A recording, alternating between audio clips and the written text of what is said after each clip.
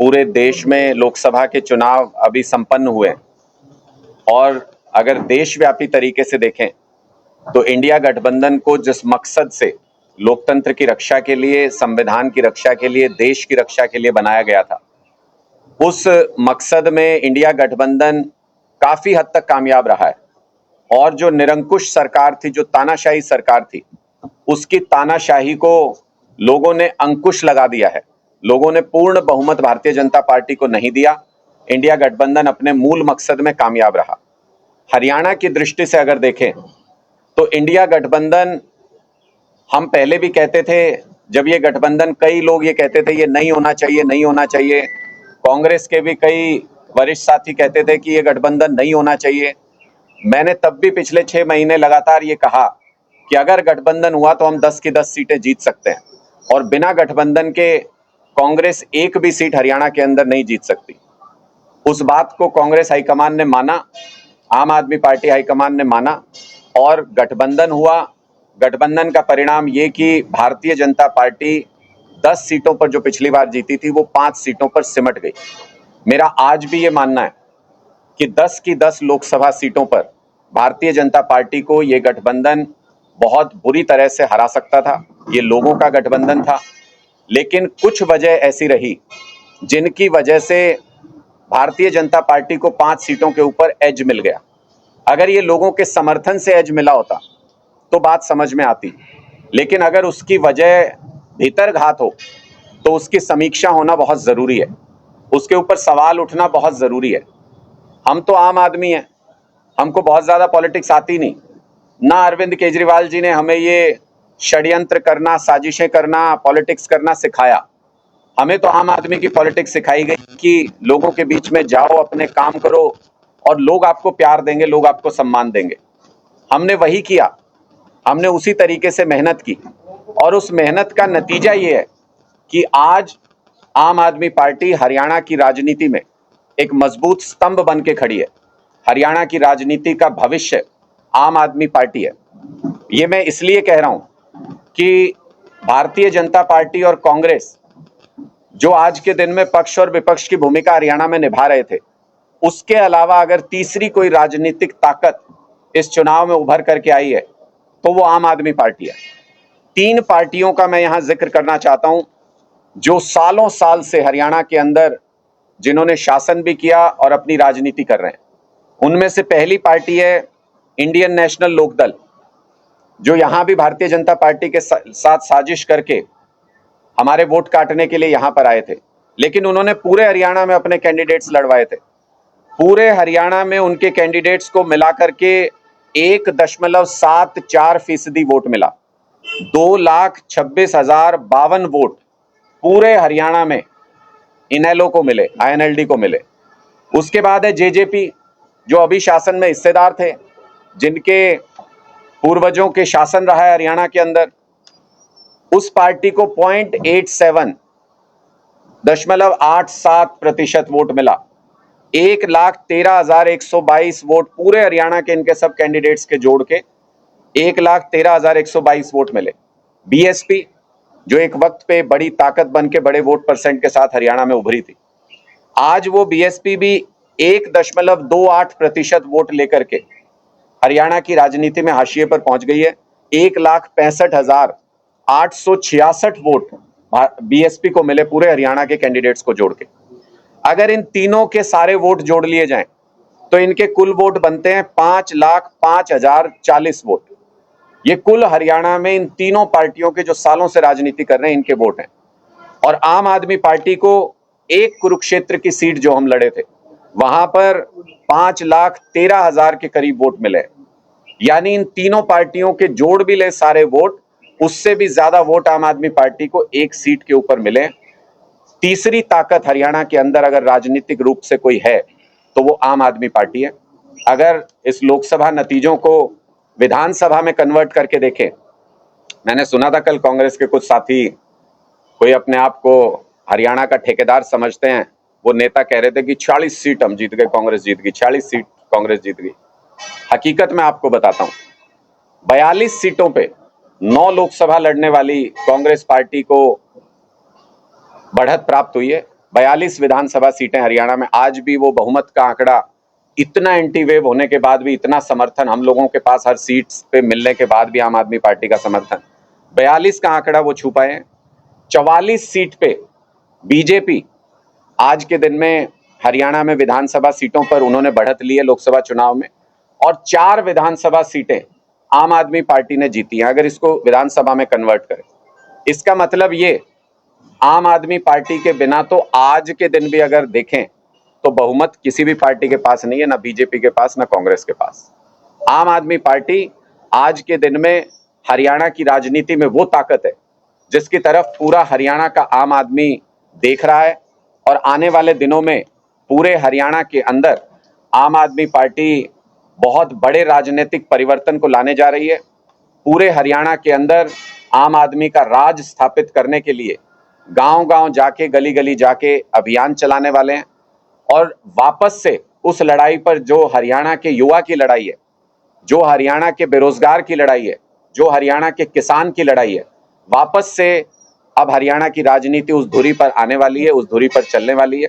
मैं सिर्फ इतना कहना चाहता हूं कि कुछ ताकतों ने ये कोशिश की कि हरियाणा की राजनीति में नवजीवन लेकर के आई आम आदमी पार्टी की भ्रूण हत्या कर दी जाए, क्योंकि उनको पता था कि अगर कुरुक्षेत्र की सीट आम आदमी पार्टी जीतती है तो उसके बाद ऐसा तूफान आएगा जिसमें ये पुराने राजनीतिक दल उड़ जाएंगे।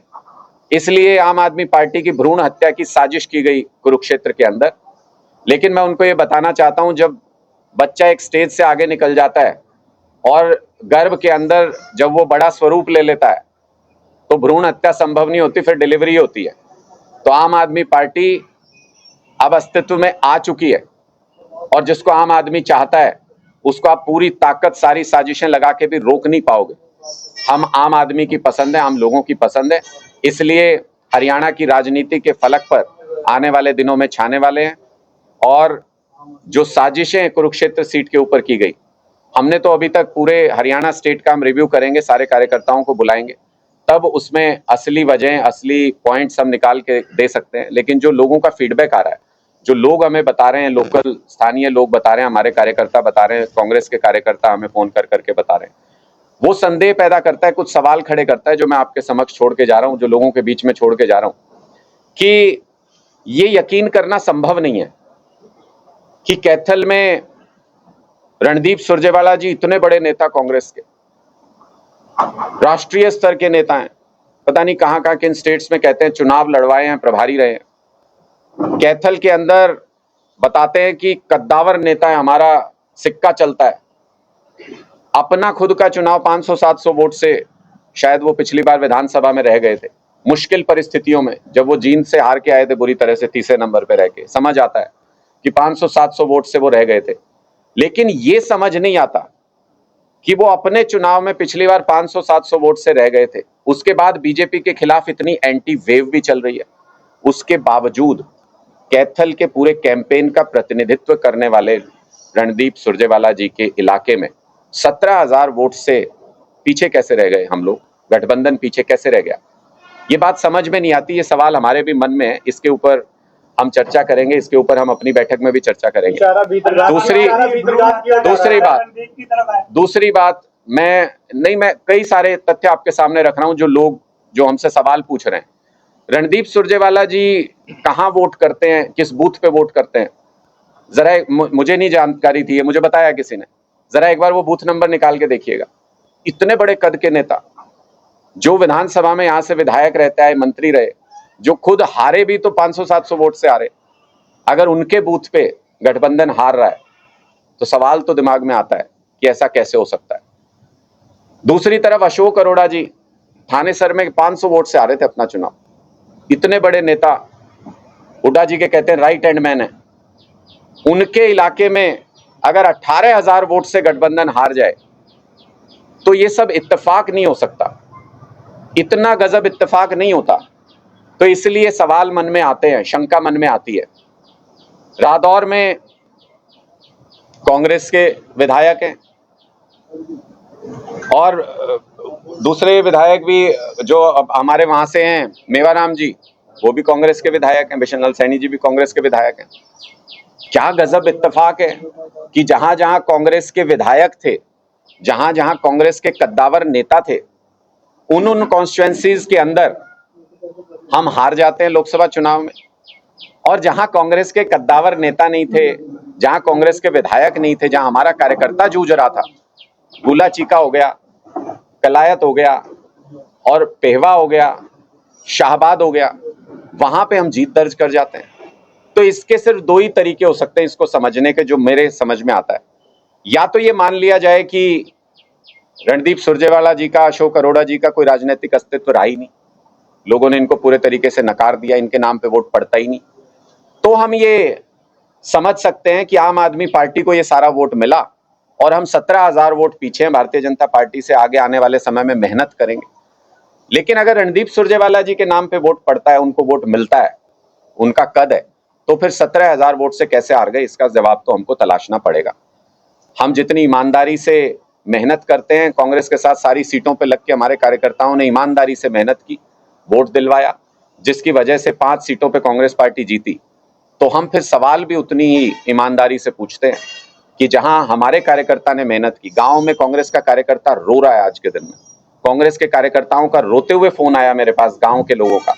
उन्होंने कहा जी आपके कार्यकर्ताओं ने, आम आदमी पार्टी के कार्यकर्ताओं ने पसीना बहाया, हमने पसीना बहाया, कांग्रेस के एक एक कार्यकर्ता ने गांव में। ये बड़े नेताओं ने ऐसा क्या किया जिसकी वजह से कि हमारे साथ ये धोखा हो गया। तो कांग्रेस के कार्यकर्ताओं को भी इस बात की निराशा है कि ये जो भीतरघात जिस तरीके से हुई है, उसका कहीं ना कहीं खामियाजा भुगतना पड़ा है। और आने वाले समय में आम आदमी इस बात को देख रहा है, हम उनके कोर्ट में इस बोल को छोड़ते हैं कि वो इस पूरी परिस्थिति को किस तरीके से देखते हैं और आने वाले समय में कैसे इस परिस्थिति का जवाब देते हैं। निश्चित तौर पर पूरे हरियाणा के अंदर एक एक गांव में जाके अब जो ये फूल खिला है हरियाणा के अंदर, जो कमल का फूल मुरझा गया और आम आदमी पार्टी का जो झाड़ू जो है वो खिल करके आई है, अब उसको एक एक गांव तक पहुंचाना है, एक एक व्यक्ति तक पहुंचाना है और पूरे हरियाणा के अंदर आम आदमी पार्टी का, आम आदमी का राज स्थापित करना है। क्या कहना है, जो भ्रूण आम आदमी पार्टी भ्रूण रूपी है, उसको मारने वाले कांग्रेस के जो नेता हैं, क्या कहना है आपका? देखिए, निश्चित तौर पे ये सवाल हम सबके जहन में है। बहुत सारे कार्यकर्ताओं के मेरे पास फोन आए, बहुत सारे फीडबैक आए, कईयों ने तो उदाहरण दिए बाकायदा, जो मैंने आपके समक्ष भी रखे हैं।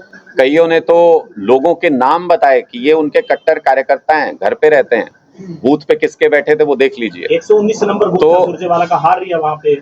मैंने स्पष्ट तौर पे ये कहा कि अगर सुरजेवाला जी जैसे कद्दावर नेता, जहां जिस विधानसभा में उनका प्रभुत्व रहा है, वहां पे अगर उनके अपने पोलिंग बूथ से गठबंधन हार रहा है, जिसके अंदर आम आदमी पार्टी के कार्यकर्ताओं और वोटर ने भी मेहनत की, तो फिर सवाल दिमाग में आता है, सवाल उठना लाजमी है। और ये सवाल आज के दिन में पूरे हरियाणा की जनता के जहन में है कि निजी स्वार्थ के चलते, निजी कारणों से कोई व्यक्ति क्या देश के साथ धोखा कर सकता है, कोई व्यक्ति क्या गठबंधन के साथ धोखा कर सकता है, क्या आपसी इन्हीं कारणों की वजह से। और दूसरी तरफ देख लीजिए ना, अब मैं तो मेरे पास तो करनाल से भी बहुत लोगों के फोन आए।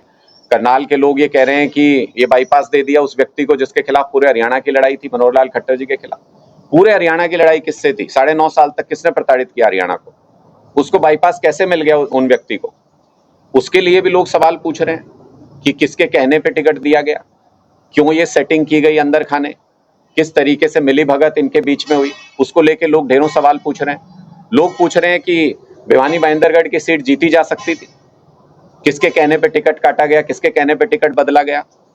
तो अगर देश को सर्वोपरि मान के हमने गठबंधन किया था, लेकिन अगर कुछ नेता अपने निजी स्वार्थ, अपने निजी कारणों, अपने बच्चों को आगे बढ़ाने के लिए अगर देश हित के खिलाफ काम करते हैं, तो आवाज उठेगी, लोगों के मन में सवाल उठेंगे और उनका जवाब भी लोगों को ही तलाशना है कि आपको आने वाले समय में ऐसे लोग चाहिए या आपको आने वाले समय में आम आदमी की तरह, आम आदमी पार्टी की तरह मेहनतकश नेता चाहिए। सुरजेवाला के अलावा जो आपने अशोक अरोड़ा का नाम लिया, मेवाराम का नाम, और कितने ऐसे नेता हैं जिनको मानते हैं कि भीतरी घात जो हुआ है? देखिए, मुझे बताने की जरूरत ही नहीं है, आप सबके सामने सारा डेटा है, आप उठा के देख लीजिए। जहां भी 9 विधानसभा थी इस कुरुक्षेत्र लोकसभा के अंदर, जहां भी कांग्रेस पार्टी के विधायक थे या उनके कद्दावर नेता थे जो कैंपेन संभाल रहे थे, जिनको हमने बाईपास तक नहीं किया, कैंपेन उनके हाथ में था टोटल तरीके से, आप सबने ऑब्जर्व किया है। उसके बावजूद अगर वहां हारते हैं तो जिम्मेदारी किसकी है? या तो ये मान लिया जाए कि इनका प्रभाव लोगों में खत्म हो चुका है लोग रणदीप सुरजेवाला जी, अशोक अरोड़ा जी के नाम पे वोट ही नहीं देना चाहते, तो फिर आने वाले चुनाव में भी वही सत्य रहेगा। और या फिर ये मान लिया जाए कि प्रभाव तो उतना ही है, लेकिन 100% देना नहीं चाहते थे, दिया नहीं गया। तो ये सवाल हमारे जहन में है। हम इसके ऊपर समीक्षा बैठक पूरे प्रदेश के कार्यकर्ताओं को, पूरे प्रदेश के पदाधिकारियों को बुला के जल्द करेंगे, उन सबकी भी राय लेंगे। सर, आपकी बातों से लग रहा है गठबंधन टूटने की कगार पे है। गठबंधन तो मुझे लगता है कि इसमें कोई संदेह किसी प्रकार का होना नहीं चाहिए। गठबंधन लोकसभा चुनाव के लिए किया गया था। हमने इसी में एक सवाल जोड़ना चाहूंगा। भूपेंद्र सिंह हुड्डा ने कल कहा है कि हम अकेले चुनाव लड़ने के लिए सक्षम हैं और हम आगे गठबंधन नहीं करेंगे। देखिए, दो सवाल है, मैं दोनों का अलग अलग जवाब दे देता हूं। एक तो स्थिति पहले से स्पष्ट है, इसमें कोई एम्बिग्विटी किसी तरीके की है नहीं। आप लोगों ने लोकसभा चुनाव से पहले भी हमसे ये सवाल पूछा था, हमने तब भी ये जवाब दिया था। ये गठबंधन देश और संविधान बचाने के लिए, लोकतंत्र बचाने के लिए राष्ट्रीय स्तर पर किया गया गठबंधन था। स्टेट के अंदर हमारा कोई गठबंधन नहीं है। 90 की 90 विधानसभा सीटों पर आम आदमी पार्टी अपने दम पे चुनाव लड़ेगी, अपनी ताकत से चुनाव लड़ेगी, इसमें कोई एम्बिग्विटी नहीं है। और यही भूपेंद्र हुड्डा जी थे जो पहले कहते थे कि हम सक्षम है 10 की 10 लोकसभा सीटें लड़ने में। मैंने तब भी बताया था, काहे के सक्षम है भाई, बाप बेटा दोनों हार गए थे पिछला लोकसभा चुनाव। ये तो आम आदमी पार्टी को धन्यवाद कीजिए कि हमने इंसिस्ट करके, लगातार कह के ये गठबंधन किया, जिसकी वजह से 5 सीटें कांग्रेस पार्टी को हरियाणा के अंदर नसीब हो गई। और आज भी ज्यादा अहंकार में आने की जरूरत नहीं है हुड्डा साहब। ना आपके पास नंबर है, ना भारतीय जनता पार्टी के पास नंबर है बहुमत का नंबर आम आदमी पार्टी के पास है। इसलिए अपनी स्थिति में रहिए और लोगों ने जो आपको मत दिया है उसको अपना मत समझ के अहंकार में मत आइए। देश को बचाने के लिए, लोकतंत्र को बचाने के लिए लोगों ने मतदान किया था। अब हरियाणा के मुद्दों के ऊपर बहस होगी, और अब जब हरियाणा के मुद्दों के ऊपर बहस होगी तो लोग सवाल पूछेंगे कि आपकी सरकार के अंदर दलितों के ऊपर जिस तरीके के अत्याचार हुए, वो सवाल भी आपके सामने आएंगे। आपकी सरकार के अंदर युवाओं को जिस कदर बेरोजगारी का सामना करना पड़ा, वो सवाल भी सामने आएंगे। एक ही सिक्के के दो पहलू बेरोजगारी के मामले में कांग्रेस और भारतीय जनता पार्टी पहले से रहे हैं। तो जब हरियाणा के स्तर की बात होगी, हरियाणा के मुद्दों पे बात होगी, तो किसानों की भी बात होगी, युवाओं की भी बात होगी, महिलाओं की भी बात होगी, दलितों के ऊपर हुए अत्याचार की भी बात होगी। उन सवालों का सामना कीजिएगा और तब बताइएगा कि आप कितने सक्षम हैं। आम आदमी आज के दिन हरियाणा के लोगों की पसंद है, और अगर पूरे हरियाणा के अंदर आप इस लोकसभा के नतीजे को, इन वोट को रेप्लिकेट करके देख लें, तो आने वाली सरकार में सबसे महत्वपूर्ण भूमिका आम आदमी पार्टी की होने जा रही है। हरियाणा के विधानसभा चुनावों में सबसे महत्वपूर्ण भूमिका आम आदमी पार्टी की